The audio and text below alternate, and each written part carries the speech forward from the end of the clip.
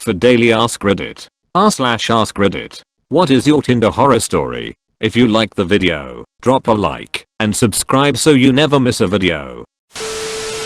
It ended up being a double date with his mom and her OkCupid date. He told me that he and his mom were a package deal.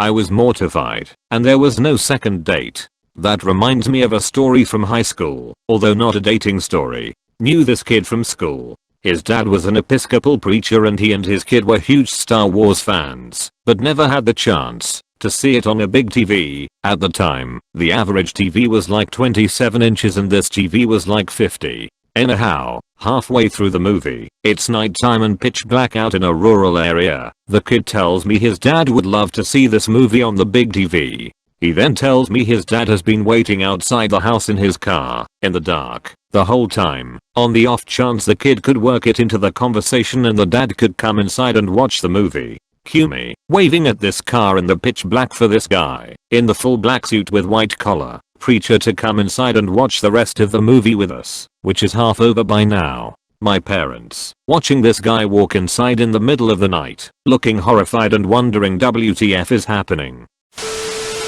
Not me, but I worked as a bartender for a while, and heard a lot of horror stories secondhand. This one girl who was a regular came in, and told me about an awful Tinder date she had.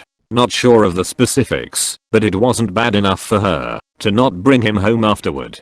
He leaves the next morning, she brushes it off as a one night stand, and a few days later, her debit card gets declined. Since she is a bartender herself at a fairly busy place in our city, and is good about saving, and usually flush with cash, she goes to check her debit card. Turns out there were a bunch of charges at Best Buy, Grubhub, a bunch of other stuff. Curious, she checks her credit card too. There she found a bunch of charges for streaming services. Netflix, Hulu, Sling, everything. She goes to confront the guy and finds out he deleted his profile. But she remembers a friend they had in common on Facebook. She reaches out to the mutual friend to try and track him down, and it turns out he did the exact same thing to that mutual friend. Not sure if what the outcome was, but she was out for blood after a mediocre hookup turned into a serious case of identity theft. I went on a Tinder date a couple months ago on a Sunday afternoon. Met up with the guy around 3. He had a really good energy and was funny and complimentary. The place we wanted to go had a long line, so we went to another restaurant on the water for a drink and appetizers. He started slamming down mates. I had 1, he had 3. They were strong. Like, I was tipsy borderline drunk off of 1. The bar had a 2 per person limit, but he found another bartender to get his 3rd. He got drunker and drunker, and started telling me he loved me, joking at first but getting increasingly serious. As we left he asked me to marry him. I kind of laughed it off, and was like maybe we take it slow, we just met each other. He got so mad he stormed off, and left me on a street corner. Then as soon as he got home, it was 5 PM, he started texting me come over. And I miss you. He was 43. WTF. Sexted with this really hot girl, after matching for about a day, and she starts getting all kinky with me. She then tells me she's actually a guy trolling me. I said jokes on you Kazimbi. He unmatched. This always confuses me. I don't get when you cross the line from trolling to just being gay. Like if he faps over your nudes and tells you how good you look, then if he had met up with you and he is balls deep in your butt and he finishes, and as he pulls out goes lol trolled you so bad I'm not even gay. I just don't get the thought process of waking up one day and thinking, lol I'm such a wicked troll. I know what would be a funny prank to pull today. I'm gonna make a dude blow a load to me telling me how I would suck him off hair. Yeah, I didn't get that either. Like I didn't get too bothered about it, because like we sexted for a whole day and he reciprocated a lot, so like, it really said something more about him than me. I went on a date with this guy, who I didn't really have anything in common with, but thought I'd give him a shot anyways. We met up at a bar, and he had already pounded 2 pitchers of beer, but was completely sober, at least from what I could tell. We hung out, talked, and although he seemed nice enough, I wasn't quite feeling it. I wanted to leave, but he convinced me to go to another bar, to get one last drink. Seeing as it was only about 8 PM I agreed to one more drink. We were sitting at the bar and a couple was making out next to us. He looked at me and asked what I thought people in the bar would do if he and I started making out. I knew where this was going. I tried to laugh and make some joke about no one paying attention.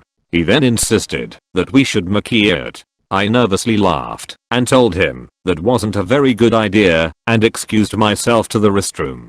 I came back to the seat and he had a shot waiting for me and insisted I drink it. No shot for him, just me. I declined and he got really upset and said he was ready to go. At that point in the evening he had consumed 2 pitchers of beer, 4 margaritas, and 2 more pints, yet displayed no sign of being intoxicated.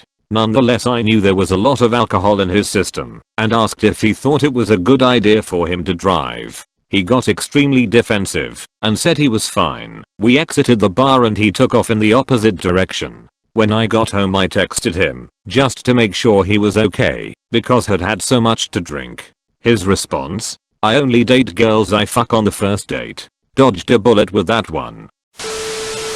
Started talking to this guy, exchanged numbers, everything was completely normal, and we hit it off. He had a good job, we had similar interests, and he was really good looking. He asks me out for drinks, we go, talk for a couple hours, have fun. We continue texting, and he asks me to hang out at his place the next time. I go, his place is normal looking, no red flags. We start talking, he's drinking, and he gets super paranoid out of nowhere. He tells me he did a background check on me and then asks me if I'm acquainted with a specific person he must know somehow or have trouble with. I say no, and he continues asking me questions about this so-called person with which he never says a name. He then tells me he has killed someone before and then asks me if I'm wearing a wire on me. At this point I was trying not to freak out, which I did a pretty good job of. I continued to play it cool as we talked. He kept telling me how much he liked me and that he liked me so much that I should just leave. He said this to me about 15 times. "I like you so much you should just go," something along those lines. Eventually I took it as my way out and left before he could think twice about what I was doing. I got to my car, which wasn't a far walk from his front door, and I remember saying Jesus Christ to myself before driving away quickly. About 5 minutes later he called me and couldn't believe I left. He kept asking me if I trusted him multiple times, and I finally got him off the phone by saying I had to work early and go to bed. I only answered because I was trying to break it off easy, so he didn't do anything to me. He called me again at 5 that morning, which I didn't answer. Never heard from him again after that. Thank God. Thanks Tinder. Not me, my dad. Not Tinder either, it was Match.com.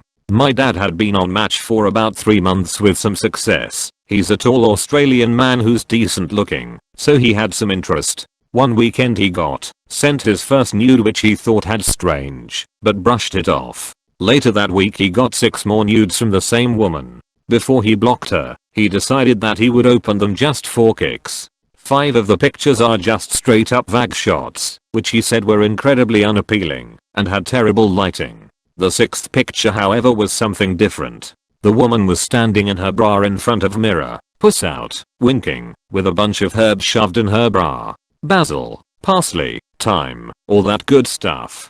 The caption on the picture was "Spice Rack." She was swiftly blocked after my dad stopped laughing long enough to find the block button.